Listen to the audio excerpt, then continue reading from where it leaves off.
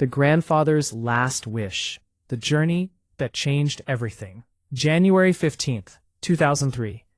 Zinedine Zidane received a letter from a grandfather he had never met, who had died in a village he had never visited, leaving him an inheritance he didn't understand.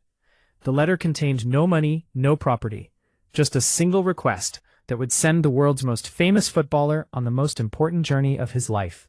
This is the story of how a dying man's final wish transformed a global superstar into a grandson searching for his roots, and how completing this sacred mission would change not just Zidane's understanding of himself, but the very trajectory of his career.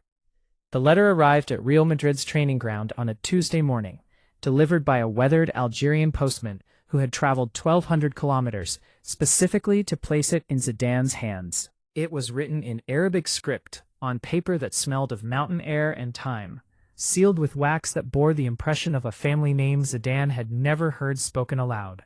Inside the envelope was a photograph of an old man with eyes identical to his own, and a letter that began, "My grandson, I am Ahmed Zidane, your father's father, and I am dying with a secret that only you can resolve."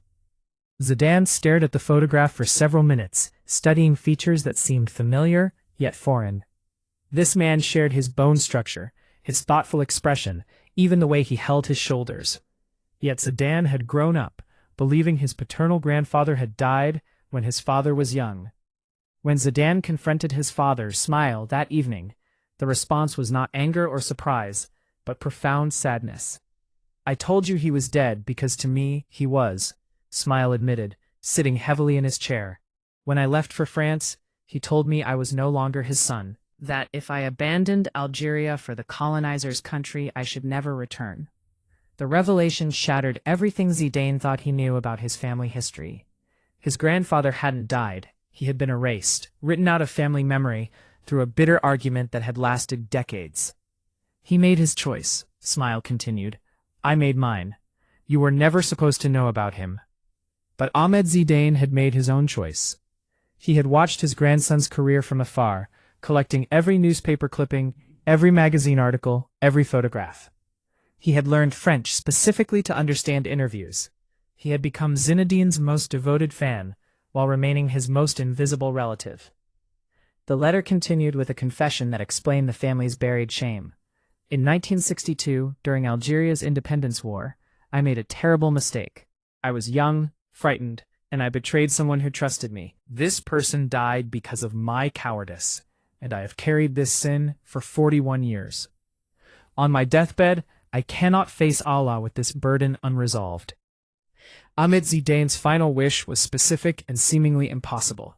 He wanted Zinedine to travel to their ancestral village in the Kabylie Mountains, find the grave of the person he had betrayed, and deliver an apology he had written but been too ashamed to deliver himself. "You are famous, respected, beloved," the letter concluded. "People will listen to you in ways they never listened to me. Please complete what I was too cowardly to finish. Give me peace in death that I could never find in life."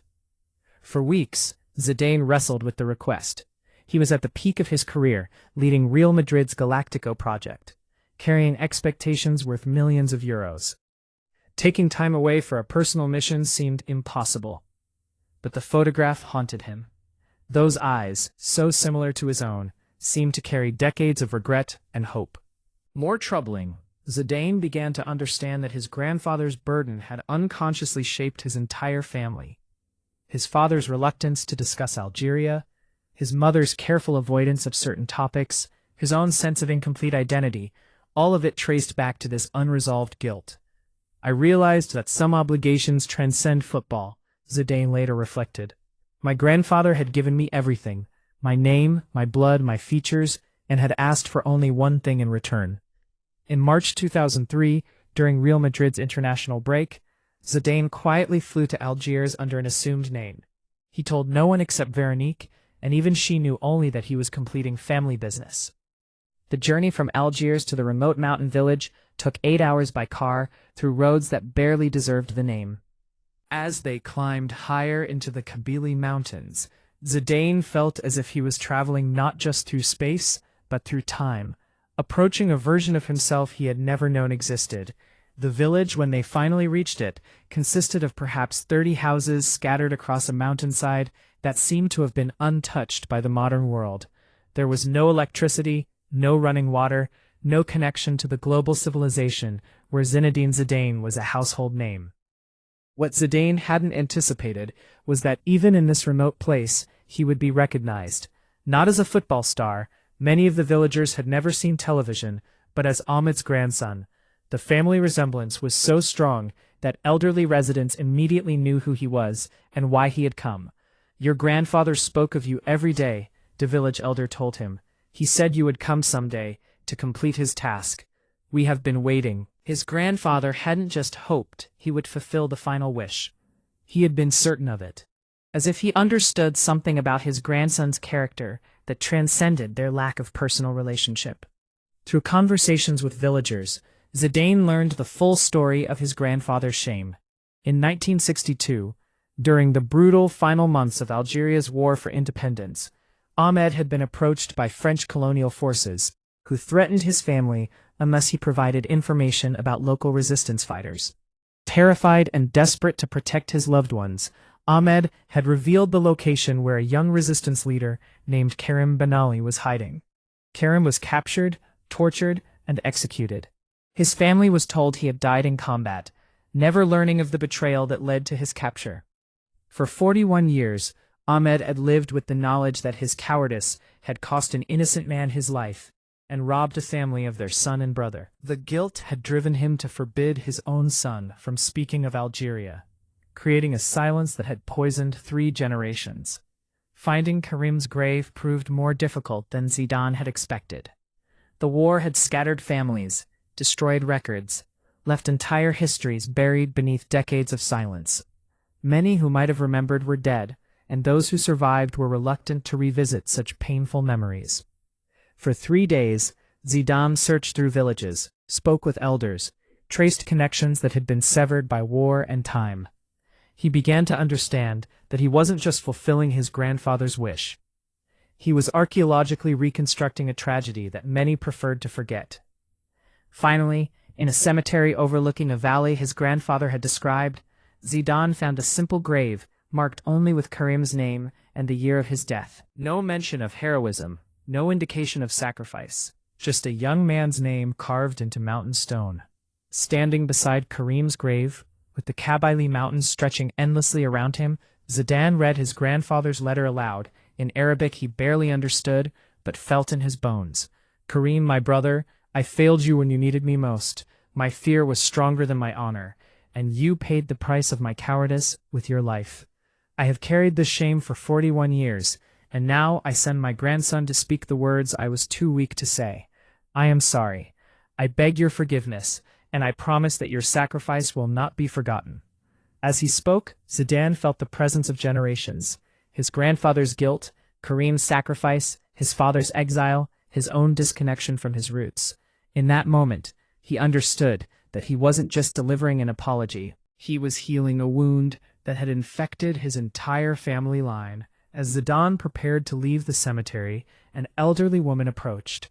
She had been watching from a distance, and her resemblance to the deceased suggested family connection. "You are Ahmed's grandson," she said. It wasn't a question. She introduced herself as Fatima, Karim's sister, the last surviving member of his family. For 6 decades she had wondered about the circumstances of her brother's death, knowing something was hidden but never learning what. When Zidane explained his mission and read his grandfather's apology, Fatima wept, not with anger, but with relief. "I forgive your grandfather," she said simply. "Fear makes cowards of good men. What matters is that he never forgot, and that you came to remember." The return journey to Spain felt like traveling between worlds. Zidane carried with him not just the completion of his grandfather's final wish, but a profound understanding of his own identity that had been missing his entire life.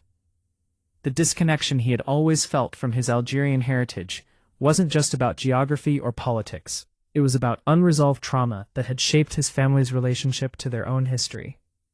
By confronting this trauma, by refusing to let shame define his family's story, Zidane had healed something that went far deeper than individual guilt. What Zidane didn't expect was how profoundly this experience would affect his football. In the months following his return from Algeria, teammates noticed a change in his playing style, deeper composure, greater wisdom, an almost spiritual connection to the game that transcended technique. It was as if he had found peace with something that had been troubling him unconsciously. He played with a freedom I had never seen before. The 2003-04 season became one of Zidane's greatest, culminating in Real Madrid's Champions League victory. His performance in crucial matches carried a depth and authority that seemed to come from sources beyond football talent. Perhaps most importantly, the journey opened conversations within the Zidane family that had been suppressed for decades. Ismail began speaking about Algeria for the first time in Zinedine's memory, sharing stories of his childhood, his father, and the complex history that had shaped their family. The silence that had defined their relationship to their heritage was broken, replaced by an understanding that acknowledging pain doesn't perpetuate it, it heals it. My son gave me permission to remember my father as he was, rather than as the man I had decided he must be, Ismail reflected years later. In 2006, as Zidane prepared for his final World Cup, he carried with him a small piece of stone from Karim's grave, not as a superstition, but as a reminder of the connections that transcend individual achievement. His performance in that tournament, though ending in controversy, carried the weight of generational resolution. He played not just for France, not just for himself, but for a grandfather who had died at peace, and a resistance fighter whose sacrifice had finally been acknowledged. For years, Zidane kept the story of his grandfather's final wish private, understanding that some family business transcends public interest. Only in his 2019 autobiography did he finally reveal the full journey, explaining how a dying man's request had become his own path to wholeness. People think football is about what happens on the pitch, he wrote, but sometimes the most important matches are played in graveyards, in conversations with the dead, in completing obligations that heal wounds we didn't know we carried. The story of Ahmed Zidane's final wish demonstrates that some inheritances can't be measured in money or property. Sometimes what the dead leave us is the opportunity to complete what they couldn't finish, to heal what they couldn't heal, to become whole in ways they never achieved. Zinedine's journey to that mountain cemetery wasn't just about honoring his grandfather.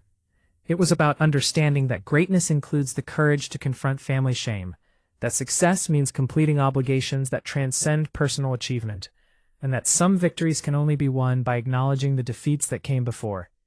The grandfather he never knew gave him the greatest gift of all, the chance to transform inherited guilt into conscious healing, to turn family silence into generational peace, and to discover that the most important journeys are often the ones that take us not forward, but back to where we truly belong.